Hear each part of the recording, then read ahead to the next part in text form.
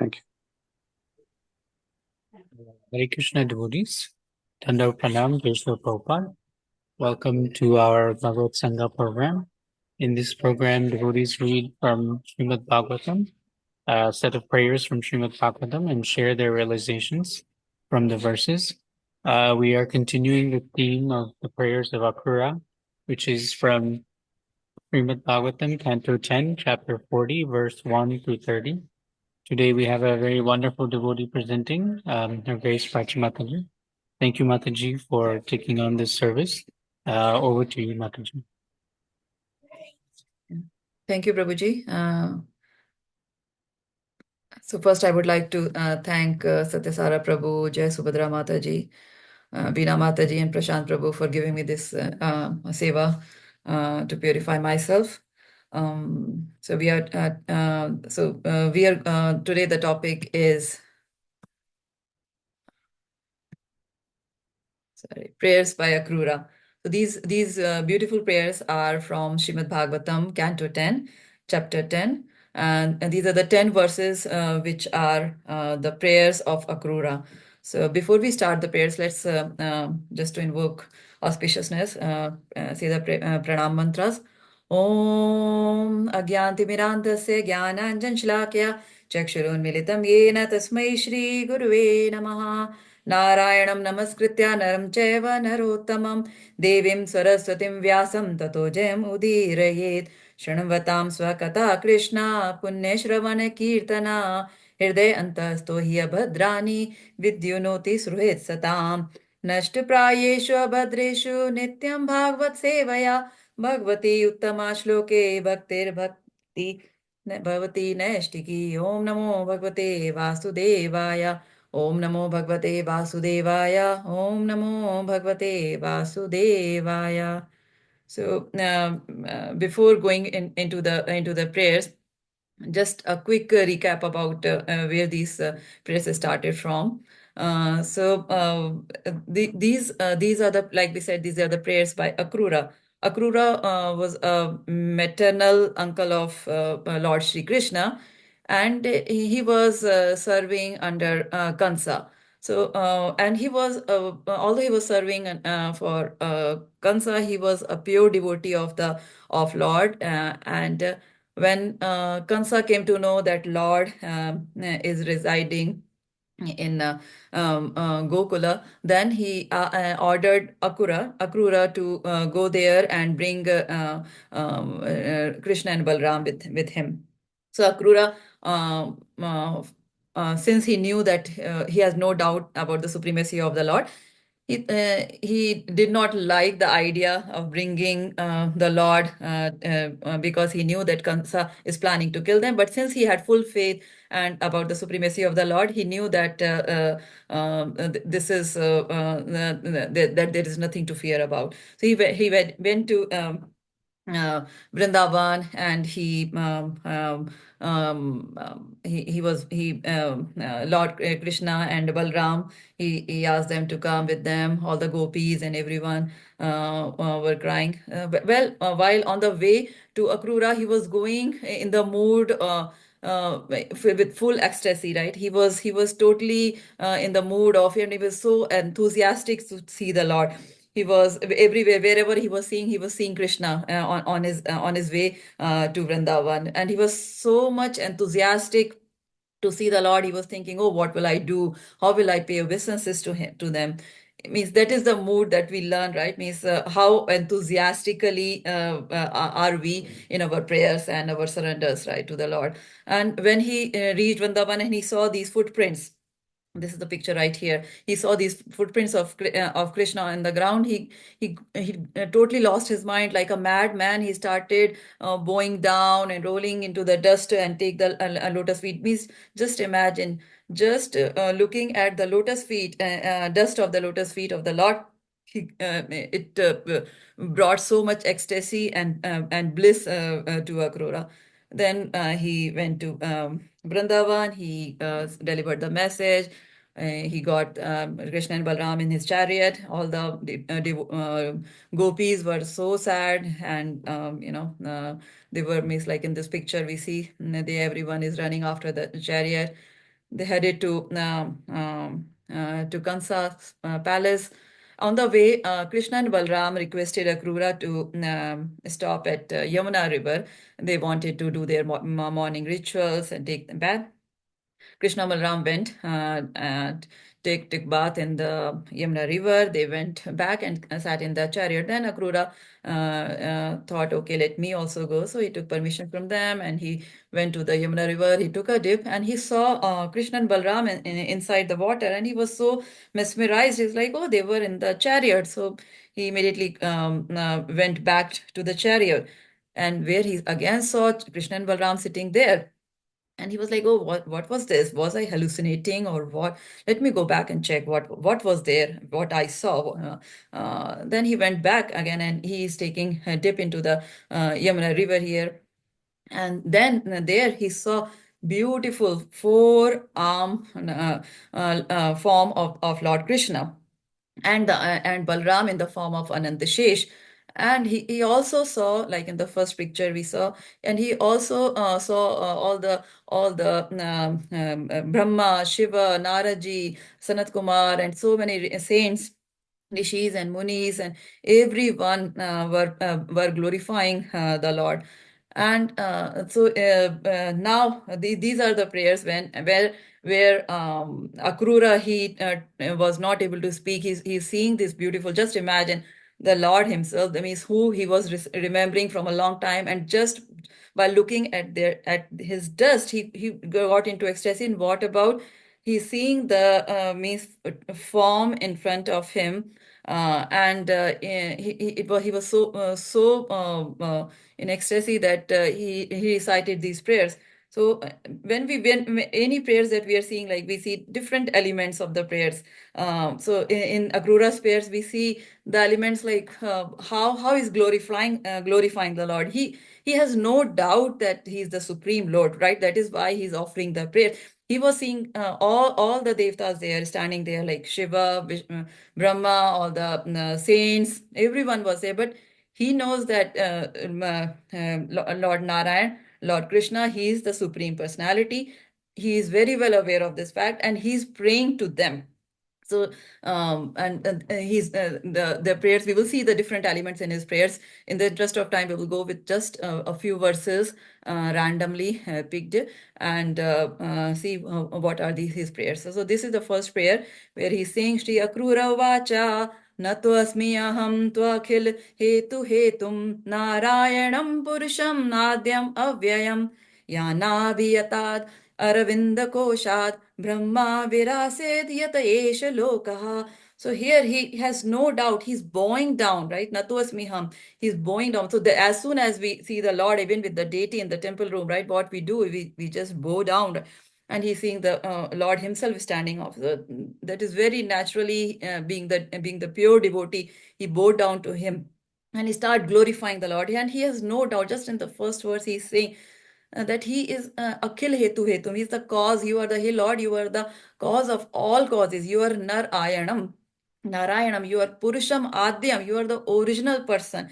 And he is, and again, like he's talking about the personal form of the Lord, right? And Avyam, he's inexhaustible. In the translation, I will just read, I bow down to you, the cause of all causes, the original and inexhaustible, supreme person, Narayan. From the whole of the lotus born from your navel, Brahma appeared, and by his agency, this universe has come into being. So we can see from these prayer that Akru has no doubt, and that is why he has the pure devotee of the Lord. The next prayer, Bhustoyam Agni Pravanam Kam Adir Mahan Ajadir Mana Indriyani Sarvendriyartha Vibhudascha Sarve Yahetavaste Jagato Anga Bhutaha. Earth, water, fire, air, ether, and its source, false ego, the Mahattattva, the total material nature, and her source, the Supreme Lord's Purusha expansion, the mind, the senses, the sense objects, and the senses presiding deities, all these causes of the cosmic manifestations are born from your transcendental body. Again, he's talking about the opulences and the supremacy of the Lord. So like he's saying, right, this is the picture, how the means everything emanates from the Lord, all the material energy, all these different lokas, everything, it emanates from his body. And his body, your transcendental body, his body is not materialistic, right? Lord's body is not materialistic, everything. So when we hear of people, right, in this Kali Yuga age, right, okay, people say, oh, he is God, or that person is God. We from these pairs give us the knowledge that what is Lord, it actually, he's not, he's just transcendental. Everything, the Lord is someone, Bhagavan is someone from whom everything is emanating, all this cosmic manifestation. Also, there is no means it is very foolish if we fall on someone who calls themselves as a Lord or God, right? We are a very merely like an infinitesimal particle, and there is no comparison between us and the Lord's potencies, right? He is, and he is the supreme Lord. There is no one else. The next, I will just go with the translation. The total material nature and these other elements of creation certainly cannot know you as you are, for they are manifested in the realm of dull matter. Since you are beyond the modes of nature, even Lord Brahma, who is bound up in these modes, does not know your true identity. So there's a very simple and straightforward purport by Srila Prabhupada. Srila Prabhupada ki jai. God is transcendental to material nature. Unless we also transcend the limited consciousness of material existence, we cannot know Him. Even the greatest living entity in the universe, Brahma, cannot understand the Supreme unless he comes to the platform of pure Krishna consciousness. So Prabhupada is very making a very statement here, very clear statement here, that even Brahma cannot understand. I mean, then what to speak of ourselves, right? We are just like I said, we are just a very infinitesimal particle in this whole entire universe. And even Lord himself in Bhagavad Gita 9.11, he says, Avjananti mam mura manushim tanumashritam param bhavam jananto mam bhuta maheshwaram. Fools deride me when I descend in the human form. They do not know my transcendental nature as the supreme Lord of all that be. So he's talking that fools, but Akrura, we can directly say that he's the pure devotee of the he's got the real and pure intelligence, where he knows very well that that Lord Krishna, he is the supreme personality, he is the supreme. And it is said that Lord is cannot be known, right? Who certainly other elements of creation certainly cannot know you as you are, for they are manifested in the realm of dull matters. Because being in the mode, being affected by the modes of nature, it is impossible for us to understand the Lord. Only and only by Lord's mercy he is known to anyone, and or by the mercy of his pure devotees.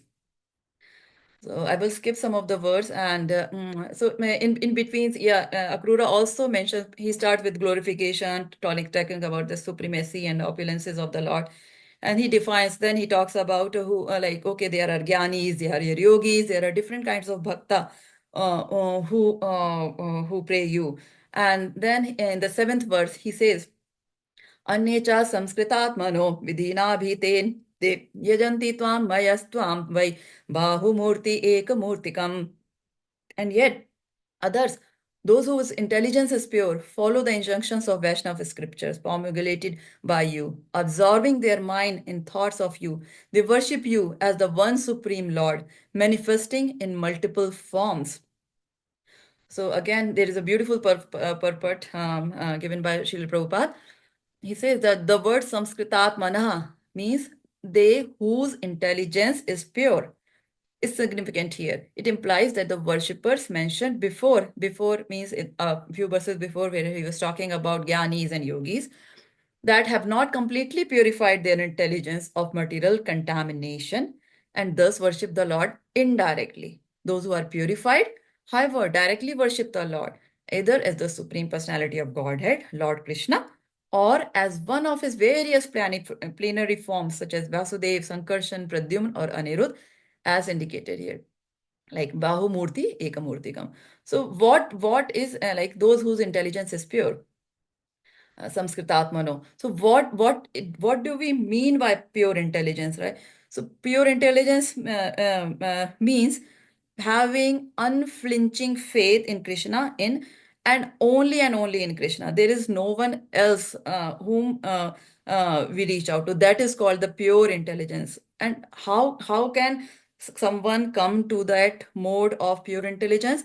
The shastras and the acharyas give us the process that intelligence can only be purified by sincerely doing our sadhana in association of pure devotees, because only by by the mercy of pure devotees one can develop the higher taste and take shelter of Krishna and gradually develop unflinching faith in Krishna. So, the first step to achieve this uh, purity of intelligence is association of pure devotees, so that by their mercy we start getting the taste, um, uh, uh,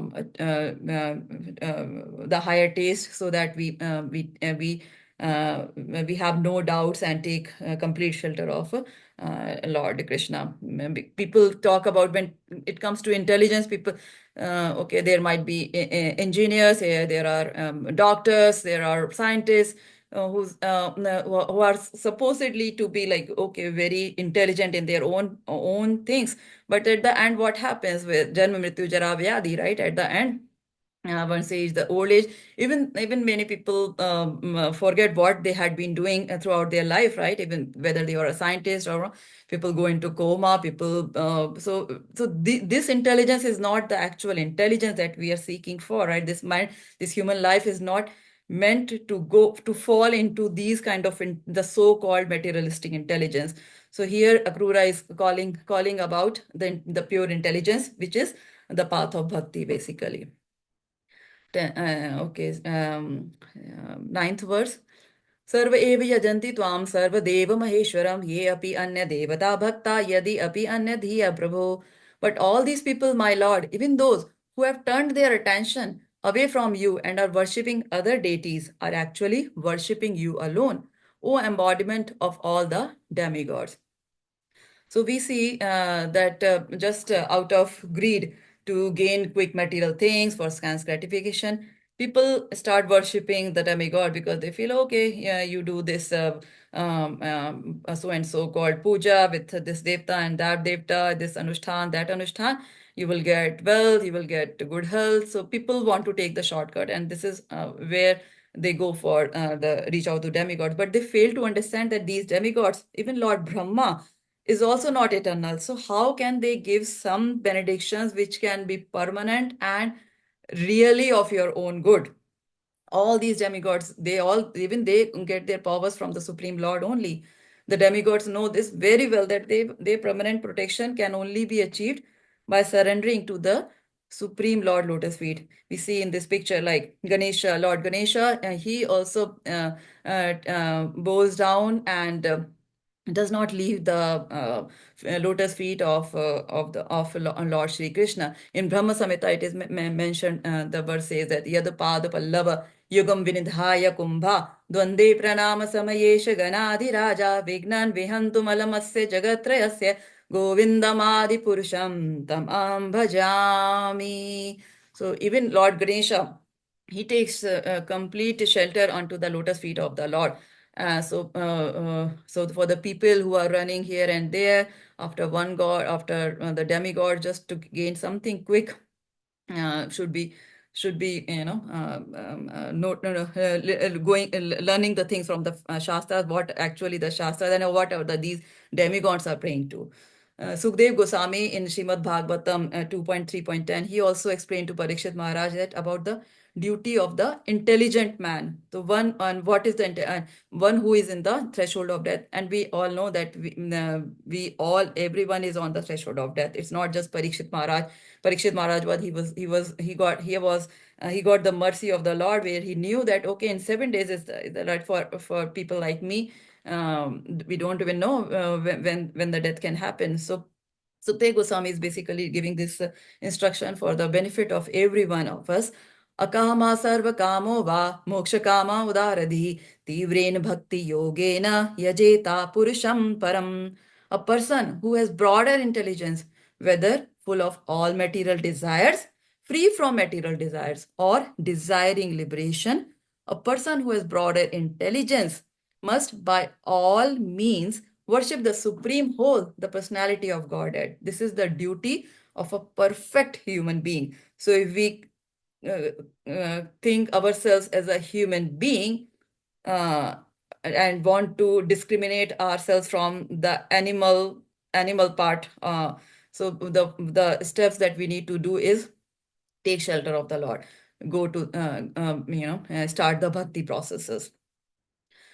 10th, verse 10th. As rivers born from the mountains and filled with by the rain flow from all sides into the sea, so do all these paths in the end reach you.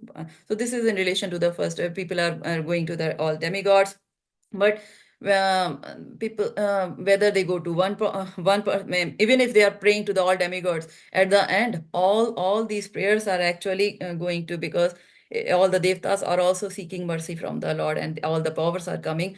So it's just unintelligent person are the one who are indirectly going to the Lord by means of devatas, etc., etc., and or the intelligent are the ones who are directly surrendering to the Lord. So it's up to us what path do we choose. Lord Krishna himself says in Bhagavad Gita 9:23 and 9:25, those who are devotees of other gods and who worship them with faith actually worship only me, O son of Kunti, but they do in a wrong way. I am the only enjoyer and master of all sacrifices. Therefore, those who do not recognize my true transcendental nature fall down. Those who worship the demigods will take birth among the demigods. Those who worship ancestors go to ancestors. Those who worship ghosts and spirits will take birth among such beings. And those who worship me will live with me. So, this is the assurance the Lord is saying, that those who worship me will live with me. And we all know that in Bhagavad Gita, Lord also says, if whoever comes to my abode, there is no going back. You just get relief from the cycle of the repeated cycle of birth and death. So what is the realization here? Is the realization, right? This is the these are the example which is given so many times. So when a smart, what does an intelligent person do? If does an intelligent person, if seeing a tree, do we water the leaves and flowers and fruits separately, or shall we just water the root, right? So if when we water the root, the intelligent person, we just water the root, provide all the nourishment to the roots itself, because they know that the entire tree will get the nourishment by itself. So this is the same thing. Like if we just pray to the Lord Krishna himself, the entire the devtas and everyone is automatically pleased. There is no running after this demigod or that demigod. It's like, okay, you are thirsty, but you are digging. You are not wanting to dig a well, right? You are just making holes here and there. Hundreds of will we be able to get water from that? Will we be able to quench our thirst? No, definitely not. You have to just make a hole in just a one hole where you have to dig deeper and deeper and deeper. Then only then the thirst will be quenched, right? So this is the same thing. When we are only and only devoted to the Supreme Lord, then only our thirst, our cycle of birth and death, all this materialistic nonsense will go away. Otherwise, there is no other way out. There is no shortcut. So it's upon you. Do we want to take means all the rivers go to the sea? So do we want to oh, every path goes to the same place? People do often quote that, but what does an intelligent, do we have the time? Do we want to take the long route? Do we have there been a guarantee on this long routes? Okay, follow this path, follow this worship. Then is there a guarantee? No one is guaranteeing that. But on the contrary, in Bhagavad Gita, Krishna is guaranteed, okay, just sarv dharman parityaje mam ekam sharanam vraja, right? I will take care of you. Just surrender to me. Just come to me, right? So when there is already a guarantee, Lord is saying, all the prayers, on all the prayers in the Bhagavatam, all the pure devotees, they are again and again making us realize, giving us, telling us, okay, this is the Supreme Lord. We don't just bow down to them, just surrender to them. Bhakti is the only way and the easiest way and the guaranteed way. Then what should an intelligent person means? Why means it's just my foolishness, right, that I'm not able to sincerely still follow the path, right, and even after repeated so much reminders also. In verse 16 to 22, Akrura, he's remembering. So pure devotees also remembers about the pastimes of the Lord. They chant the glories. He just chanted the glories and he paid the obeisances. Now he's remembering all the pastimes of the Lord, and he says that these incarnations, they cleanse away the unhappiness of those who joyfully chant your glory. So just by remembering, see, so Lord is so merciful that just by remembering his pastimes, his avatars, one can be purified. Just interest of time, just going these are the pictures of the all the incarnations. And then in the verses 23 to 27, Akrura talks about condition of living entities. And what is the condition of living entities? He's this element, he's just very humbly telling the Lord. He's saying that, oh, I am the fool, but this is not like that. He's just calling out what are the actual causes which takes us away from Krishna. Like the condition of the living entities is the biggest mistake that we do, is like forgetting Krishna is the biggest thing. And here says, okay, the bewilderment, like, okay, I and my, okay, this is my body, this is my home, this is my brother, my wife, my children. The delusion that causes, why? Because we are living in the material world. All these delusions of like keeps happening to us, and we start taking pleasure in the material dualities. And by ignorance, we could not recognize you as the real object of my love. We get entrapped with all these materialistic thinkings, and we just forget, okay, no, we do not have even time for Krishna. So what, and I just turn away to Krishna, and my intelligence is so crippled, dragged here and there by my obstinate senses. So these are the senses are the main point, the main I will say main root causes where which takes our mind away from Krishna and help and let us to forget Krishna. Yeah. So we are wandering into the cycle of birth and death, right? Because of our desires for sense gratification, and which eventually help makes us to forget Krishna. So the basic nature of our soul is to always remain active, right? Sachidanand. But just controlling our desires and say, oh, okay, just detachment, like a yogis go to secluded place and all that. It is not at all easy, right? We at means at this whatever our since our soul in its original activity is to love Krishna and surrender to him.